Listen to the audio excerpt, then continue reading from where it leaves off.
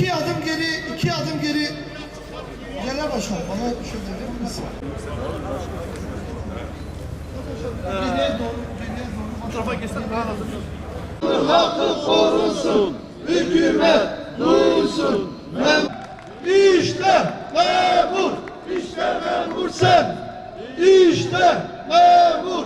Susma, haykır, adalet, haktır. Susma, haykır, adalet, haktır. 2026 yılının memurlar için ilk maaş günü. Bugün kamu görevlileri olarak, bugün emekliler olarak, bugün memur sen ailesi olarak ücretse dengesizlik, gelirde adaletsizlik, kamuda huzursuzluk bitsin diye Türkiye'nin 81 ilinde meydanlardayız. Kamu işvereni ve hakem 7. ve 8. toplu sözleşme dönemlerinde memurlara reva gördüğü zam rakamlarıyla sadece memuru ve emekliyi enflasyona ezdirmekte kalmadı. Aynı zamanda kamu personeli arasındaki ücret dengesini de tamamen bozdu. Aynı ücret çarpıklığı 2023 yılında da yaşandı. Ancak Sayın Cumhurbaşkanımız o dönemde bu çarpıklığı gördü ve gereğini yaptı. En düşük memur maaşını en düşük işçi maaşının üzerine çıkardı. Şimdi sistem tekrar alt üst oldu. Emeğimiz, memuriyet için okuduğumuz okullar, girdiğimiz sınavlar, döktüğümüz akıl teri yok sayıldı. Kamuda iş barışı ve huzurumuz bozuldu. Memurlar ve emekliler olarak şevkimiz kırıldı. Aynı odada birlikte çalıştığımız, farklı statüde olan mesai arkadaşlarımızla aramızdaki uçurumu kapatmak yerine Maliye Bakanlığı, kamu işvereni ve kamu işvereni hakem heyeti gösterdikleri tutum ve verdikleri kararla adaletsizliği derinleştirmeyi tercih ettiler. Ücretlerdeki dengesizlik ve gelirdeki adaletsizlik artık görmezden gelinemez bir noktaya geldi. Bu aşamadan sonra kamuda yaşanan huzursuzluğu artık kimse görmedim, duymadım, bilmiyorum diyemez. Bu çarpıklık derhal ve kalıcı olarak düzeltilmeli. Kamuda iş barışı ve huzuru yeniden tesis edilmelidir. Bu yapboz sisteminden artık vazgeçilmelidir. 2 yılda bir sistemi bozan anlayıştan dönülmelidir. Biz memur sen olarak kamudaki bu çarpıklık parçacı düzenlemelerle değil ancak bütüncül bir düzenlemeyle mümkündür diyoruz. Belirli kesimleri kapsayan, kamu görevlilerinin bütünün sesini duymayan ve beklentisini karşılamayan tekil düzenlemeler ancak çarpıklığı derinleştirir, hoşnutsuzluğu büyütür. Memuru ezerek enflasyonla mücadele yürütülemez. Emekliyi ezerek enflasyonla mücadele yürütülemez. Dar gelirliyi ezerek enflasyonla mücadele yürütülemez. Sebebi olmadığımız enflasyonun faturasını sabit gelirler olarak bizlere çıkarılmasını asla kabul etmiyoruz. Maliye Bakanlığı bu adaletsiz anlayıştan, enflasyonla mücadelede sürdürülen bu çarpık yöntemden vazgeçmelidir. Adil paylaşım anlayışıyla hareket edilmeli, emeğin hakkı tasdifan verilmelidir. Bunun için hem kamu personel sisteminde hem de sendika yasamızda köklü değişiklikler ve reformlar yapılmalıdır.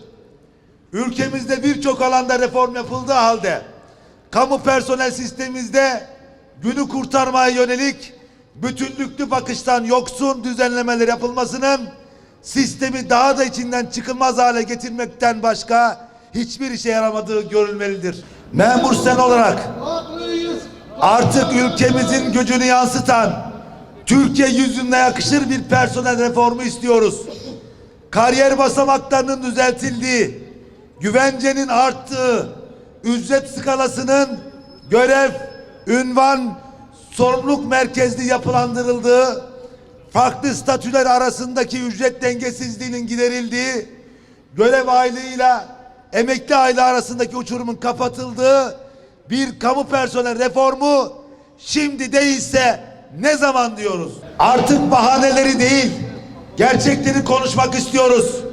Hükümetten personel sisteminde reform yapmasını, bu yılın memurların ve emeklilerin yılı olmasını bekliyoruz. Değerli kardeşlerim, kıymetli basın mensupları, 4688 sayılı kanun 8. dönem toplu sözleşme ile artık ömrünü tamamlamıştır. 4688 sayılı sendika yasası topyekün değiştirilmelidir.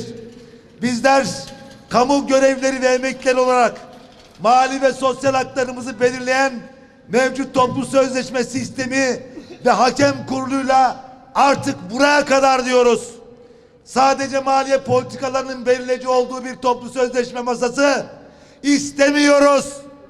Piyasa gerçeğini sorgulamaya bile cesareti olmayan hakem kuruluyla geleceğimizin belirlenmesini istemiyoruz. 4 milyondan fazla kamu görevlisinin, 2,5 milyondan fazla memur emeklisinin mali ve sosyal hakları toplamda bir aylık kısa bir süreye sıkıştırılıp oldu bittiye getirilsin istemiyoruz. Bu yüzden 7. dönem toplu sözleşmede hüküm altına alınan yasanın yeniden düzenlenmesi için gerekli çalışmaların yapılması kararının uygulanmasını istiyoruz.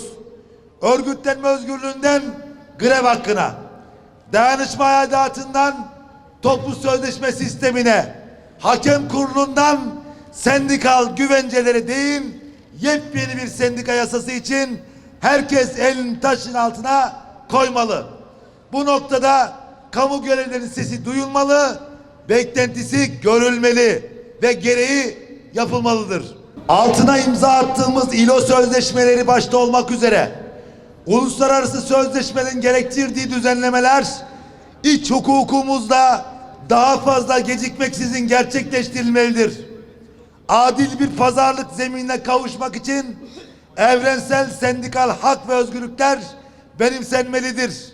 ILO normlarında bir sendika yasası artık gecikmeksizin hayata geçirilmelidir. 7. dönem toplu sözleşmede beklenen enflasyon bile memura layık görülmemişti.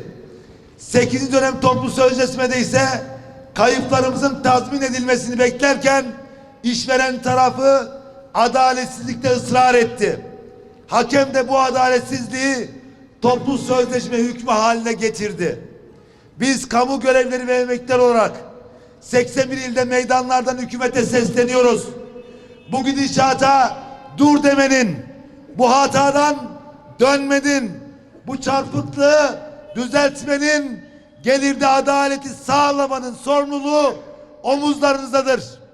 Aksi takdirde bu çarpıklığa geçen her gün kamu görevleri için eziyet, kamu hizmet kalitesi için verimsizlik demek olacaktır.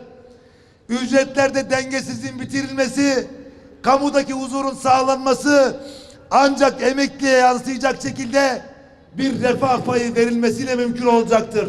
Bunun ötelenmesi sadece zaman kaybı değil, telafisi imkansız sorunlara yol açmak, aynı zamanda sosyal maliyeti büyütmektir. Biz kamu görevlileri olarak imtiyaz değil, alın terimizin hakkını istiyoruz. Ayrıcalık değil, adalet istiyoruz.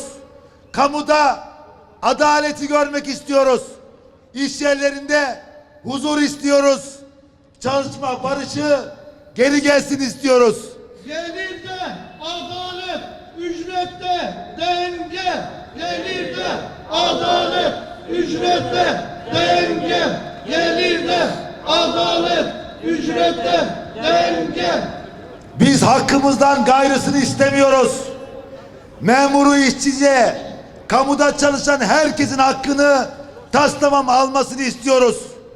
Ve katılımlarınızdan dolayı hepinize ayrı ayrı teşekkür ediyorum. Yaşasın hak, yaşasın emek, yaşasın adalet, yaşasın mücadele.